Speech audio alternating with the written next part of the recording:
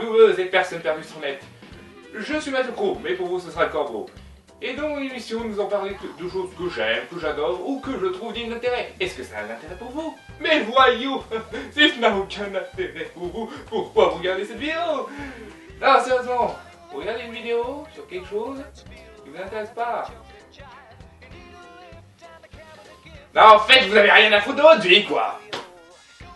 Et aujourd'hui, nous allons parler de bande dessinée. Je pense que je n'ai pas besoin d'expliquer ce qu'est une bande dessinée. Tout le monde à peu près ce qu'est une bande dessinée.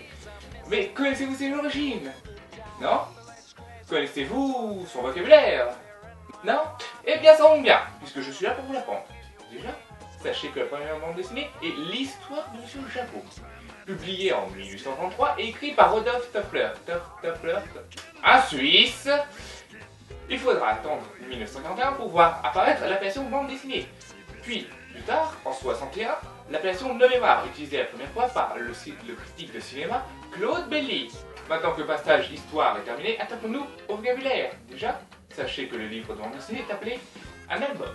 Il comporte habituellement 44 planches. Qu'est-ce qu'une planche? Une page! Vous le saviez? Ah! Mais est-ce que vous saviez que la planche d'origine est la planche sur laquelle a travaillé le dessinateur? Vous le saviez? Eh ben c'est bien, vous êtes des gens instruits.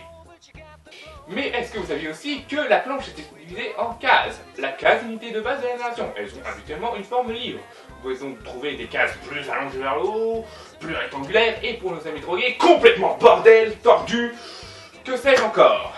Dans les cases, vous pouvez trouver des bulles. Ces bulles, ou appelées dans le domaine phylactère, est là où le personnage s'exprime, que ce soit ses paroles ou ses pensées. De plus, le personnage et sa bulle sont reliés par une flèche, qu'on appelle appendice. C'est pas une espèce de maladie, ça, en fait? Non, ça c'est l'appendicite, ça n'a aucun rapport. Dans les cases, vous pouvez aussi trouver un petit rectangle, qu'on appelle récitatif.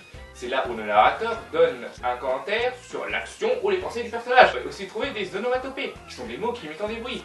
Genre les pow quand un personnage donne un coup de poing, pif, paf, pouf, et quand sais-je. Vous pouvez aussi trouver des emenata. Les emenata sont les signes symboliques manifestant des émotions ou le mouvement du personnage. Les traits de vitesse, la goutte de sueur, ou encore la veine qui se gonfle quand ils sont énervés et qui sont pas contents.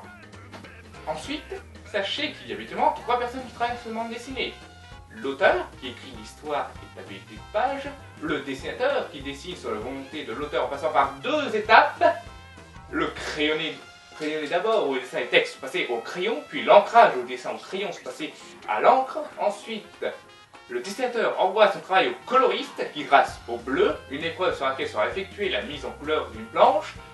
Planche colorise cette planche.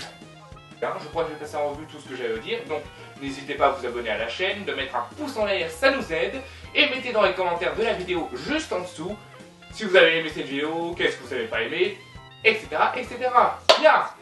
Sur ce, c'était le Corbeau, je vous souhaite une bonne journée.